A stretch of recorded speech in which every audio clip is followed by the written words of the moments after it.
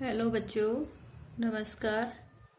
आज हम ज्ञान एवं पाठ्यक्रम के अंतर्गत पाठ्यक्रम को प्रभावित करने वाले कारक जो है या घटक जो है उनके बारे में अध्ययन करें।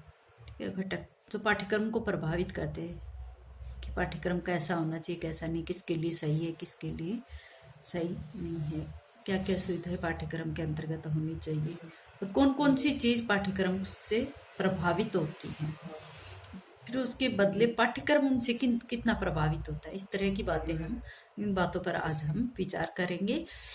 अपना जो अब तक पिछली जो क्लास थी उसमें हमने पाठ्यक्रम और पाठ्यचर्या दोनों में क्या अंतर है, दोनों में डिफरेंट के बारे में अध्ययन किया था। आज का अपना टॉपिक है पाठ्यक्रम को प्रभावित करने वाले घटक। ठीक है, क्या टॉपिक है?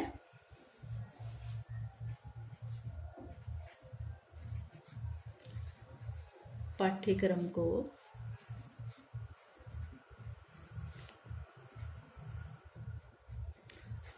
प्रभावित करने वाले घटक।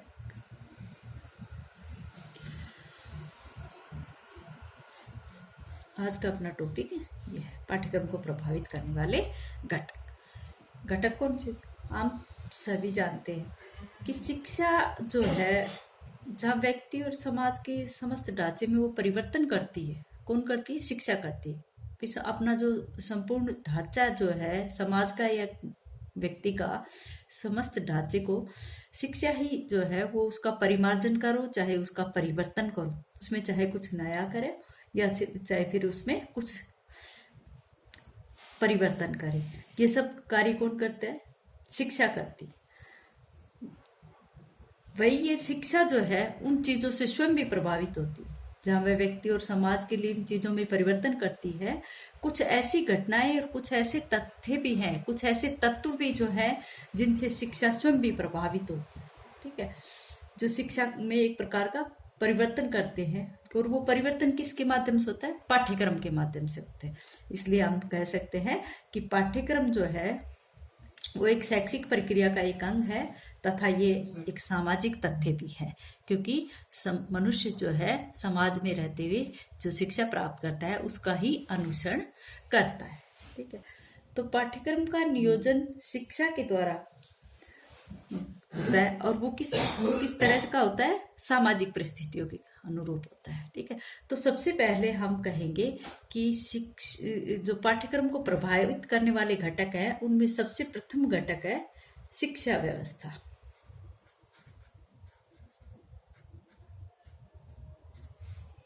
शिक्षा व्यवस्था भी शिक्षा व्यवस्था हो चाहे वो पाठ्यक्रम, दोनों में गहरा संबंध है। शिक्षा व्यवस्था और पाठ्यक्रम दोनों में गहरा संबंध है। शिक्षा व्यवस्था जो है वो पाठ्यक्रम को समय समय पर प्रभावित करती है। शिक्षा व्यवस्था जो है बदलने के साथ साथ वो पाठ्यक्रम के स्वरूप में भी परिवर्तन करती है। शिक्षा व्यवस्था बदलेगी तो पाठ्यक्रम के स्वरूप में भी कुछ परिवर्तन होंगे। उदाहरण के तौर पर अगर हम कहें तो जैसे शिक्षा व्यवस्था प्राथमिक स्तर की, जो प्राथमिक स्तर की शिक्षा होती है, प्राथमिक स्तर की शिक्षा किस तरह की होती है?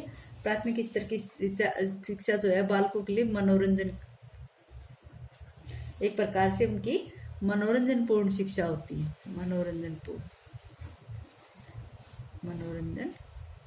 मनोरंजन पूर्ण शिक्षा होती है। ठीक है, प्राथमिक स्तर की। इसी प्रकार से जो माध्यमिक स्तर की शिक्षा होती है वो किस प्रकार की होती है? माध्यमिक स्तर की जो शिक्षा होती है उसका पाठ्यक्रम जो है विषय केंद्रित होता है। ये तो प्राथमिक कक्षा के बच्चों के लिए तो मनोरंजक पूर्ण होती है। ठीक है, लेकिन जो माध्यमिक स्तर के बच्चे होते हैं उनको विषय केंद्रित पाठ्यक्रम होता है, विषय केंद्रित। और उसी प्रकार का जो शिक्षा व्यवस्था की गई है उसी के अनुसार हमारे पाठ्यक्रम होगा। ठीक है, प्राथमिक स्तर की शिक्षा के लिए, माध्यमिक स्तर की या फिर उच्च कक्षाओं के लिए उनके लिए गहन अध्ययन की खोज वाली है। इस तरह की जो शिक्षा व्यवस्था है वो सब उसी के अनुसार हमारा पाठ्यक्रम भी क्या होता रहता है, परिवर्तित होती रहता है। उसी के अनुसार हमारा पाठ्यक्रम होगा। जैसी शिक्षा होगी, शिक्षा व्यवस्था होगी, वैसा ही पाठ्यक्रम होता जाएगा। ठीक, अब नेक्स्ट आता है, नेक्स्ट 2 घटक है वो है शिक्षा के उद्देश्य। भाई ये तो शिक्षा की व्यवस्था थी और ये शिक्षा के उद्देश्य। जैसे शिक्षा को प्राप्त करने के जो उद्देश्य निर्धारित किया जाता है, भाई किस तरह का परिवर्तन बालक के अंतर्गत होना चाहिए, तो हमारी शिक्षा व्यवस्था से भी हमारा पाठ्यक्रम क्या होगा, चेंज होगा। ठीक है, तो यहाँ पर हम ये कह सकते हैं कि जो संपूर्ण शिक्षा जगत को अगर हम देखें, अगर शिक्षा के इतिहास पर दृष्टि डालें तो पता चलता है कि शिक्षा के उद्देश्यों ने पाठ्यक्रम पर अपना बहुत अधिक प्रभाव डाला है। ठीक है, जैसे जैसे उद्देश्य होंगे उसी प्रकार की शिक्षा के उद्देश्य उसी प्रकार का हमारा पाठ्यक्रम होगा। विभिन्न प्रकार के जो पहले कालों में जो शिक्षा विभाजित थी, उन सबको शिक्षा प्राप्त करने के उद्देश्य अलग अलग थे। उसी प्रकार का फिर वहां पर पाठ्यक्रम का नियोजन किया जाता था। ठीक है, जैसे वर्तमान की जो शिक्षा है उसका उद्देश्य क्या है, बालक का पूर्ण विकास करना। ठीक है, वर्तमान की शिक्षा का क्या उद्देश्य है, वर्तमान में शिक्षा का उद्देश्य बालक का या तो कहें हम सर्वांगीण या फिर कहें कि पूर्ण विकास। पूर्ण विकास इसमें प्रजातांत्रिक गुण हो, प्रजातांत्रिक विकास हो, या इसके अतिरिक्त बालक का नैतिक विकास हो, या फिर उसको जीविकोपार्जन की शिक्षा हो। इस प्रकार से शिक्षा का उद्देश्य है। तो इन्हीं उद्देश्यों के आधार पर यहाँ पर पाठ्यक्रम प्रभावित होता है। इसी प्रकार का पाठ्यक्रम में परिवर्तन किया जाता है। ठीक है, नेक्स्ट है परीक्षा प्रणाली।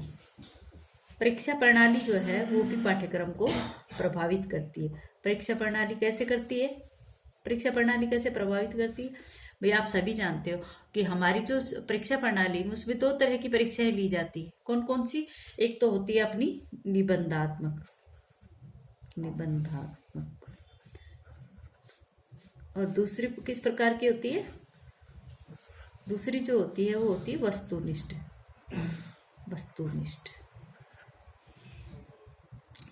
परीक्षा प्रणाली किस प्रकार की? 2 प्रकार की है, एक तो निबंधात्मक और एक वस्तुनिष्ठ होती है। अब निबंधात्मक परीक्षा जो है उसमें पाठ्य वस्तु का व्यापक रूप आ जाता है। इसमें तो व्यापक रूप होता है, बड़े बड़े क्वेश्चन करने पड़ते हैं, डिटेल्स में व्यापक रूप होता है किसका? पाठ्यक्रम का। और इसमें कैसा आता है? सूक्ष्म रूप में पाठ्यक्रम। तो इन दोनों में अलग होगी। परीक्षा प्रणाली अगर हमारी निबंधात्मक है तो उसमें पाठ्य वस्तु जो है वो व्यापक रूप में आती, और अगर निबंधात्मक है तो व्यापक रूप में, अगर वस्तुनिष्ठ है तो फिर उसमें पाठ्य वस्तु का सूक्ष्म रूप आता है। ठीक है, और जो निबंधात्मक परीक्षा है उसमें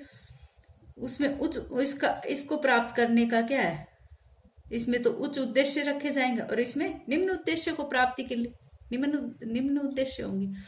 तो इसीलिए तो इसका रूप बड़ा है और इसका सूक्ष्म है। ठीक है, तो इस प्रकार से हमारी परीक्षा प्रणाली जो है वो भी हमारी पाठ्यक्रम को प्रभावित करती है, पाठ्यक्रम के घटकों का निर्धारण करती है।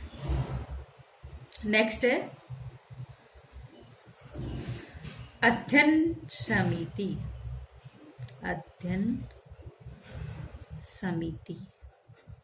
अध्ययन समिति क्या होती है? बोर्ड ऑफ स्टडी, है ना। जो विभिन्न कक्षाओं के लिए निर्धारित किए जाने वाले पाठ्यक्रम का जो प्रारूप है वो कौन निर्धारण करता है? अध्ययन समिति करती है उनका निर्धारण। भाई उच्च कक्षाओं के लिए अलग होता है, प्राथमिक कक्षाओं के लिए अलग होता है, माध्यमिक कक्षाओं के लिए अलग होता है। तो उनका निर्धारण कौन करता है? अध्ययन समिति करती है। ठीक है, इसके लिए जो विभिन्न स्तरों के पाठ्यक्रम में जो भी सुधार किया जाए या कोई भी संशोधन किया जाए वो अध्ययन समिति ही उसमें सुधार करेगी। ठीक है, तो हम कह सकते हैं कि इसमें हम कह सकते हैं कि जो अध्ययन समिति के जो सदस्य होते हैं उनकी अभिरुचियों के अनुसार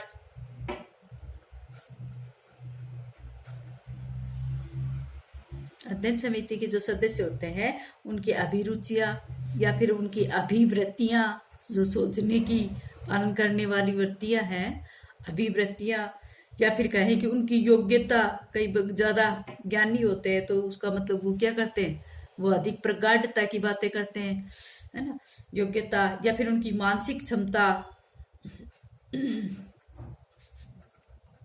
मानसिक क्षमताएं जो है वो क्या करती है, हमारी हमारे पाठ्यक्रम को प्रभावित करते हैं। भाई अध्ययन समिति में जो जो सदस्य होते हैं, अध्ययन समिति का निर्माण करने वाले या फिर उसमें सुधार करने वाले जो समिति के सदस्य होते हैं, जो उसमें उस पाठ्यक्रम का निर्माण करे या फिर उसमें सुधार करे या उसमें कोई संशोधन करे, कुछ नया जोड़े, तो वहां पर हम सब कहेंगे कि उस अध्ययन समिति के जो सदस्य हैं उनकी रुचियां कैसी हैं, उनकी अभिवृत्तियां कैसी है, उनकी योग्यताएं कैसी है, उनकी मानसिक क्षमताएं कैसी है, उन सब से भी हमारा पाठ्यक्रम यहाँ पर प्रभावित हो रहा है। ठीक है, नेक्स्ट है, एक आता है यहाँ पर शासन व्यवस्था, शासन पद्धति भी बोलते हैं, शासन व्यवस्था है शासन पद्धति। ये भी एक प्रकार से हमारे पाठ्यक्रम को प्रभावित करती है। कैसे करती है भी, आप सब भी जानते हो कि जो जनतंत्रीय शिक्षा प्रणाली थी, जनतंत्रीय जो हमारे शासन की जनतंत्रीय शासन प्रणाली थी, शासन प्रणाली अगर कार्य करती है तो वहां पर क्या होता है, वहां पर जो हमारा पाठ्यक्रम है उसमें स्वतंत्रता की, समानता की, इस तरह की बातें पढ़ाई जाएंगी। समानता की, स्वतंत्रता की, भ्रातृत्व की, सहयोग की, इस तरह की बातें पढ़ाई जाती है। ठीक है, जनतंत्रीय गुणों को प्रभावित करने वाली शिक्षा प्रदान की जाती है। अगर हम कहें कि शासन व्यवस्था जो है हमारी, हम कहें कि हमारी जो शासन व्यवस्था है जो राजतंत्र वाली है, अगर राजतंत्र वाली है तो वो क्या करेगी, वो अपने राजाओं की प्रशंसा करेगी, राजाओं के बारे में अपना राजा का समर्थन करेगी। राजतंत्र में क्या होता था, राजा का समर्थन करने वाली एजुकेशन होती है, या फिर हम कहें कि उसकी आज्ञा पालन करने वाली, तो इस प्रकार से आज्ञा पालन करने वाली शिक्षा है। जनतंत्री शासन व्यवस्था में तो स्वतंत्रता, समानता और सहयोग, भ्रातृत्व आदि की शिक्षा दी जाती है। लेकिन अगर राजतंत्र वाली शासन व्यवस्था हो तो शासन पद्धति में राजा का समर्थन करने वाली या राजा की आज्ञा का पालन करने वाली शिक्षा व्यवस्था का जो है होती है, और वो पाठ्यक्रम को प्रभावित करती है। ठीक है, तो बच्चों ये थे आज के अपने पाठ्यक्रमों को प्रभावित करने वाले घटक। आगे कल कराएंगे।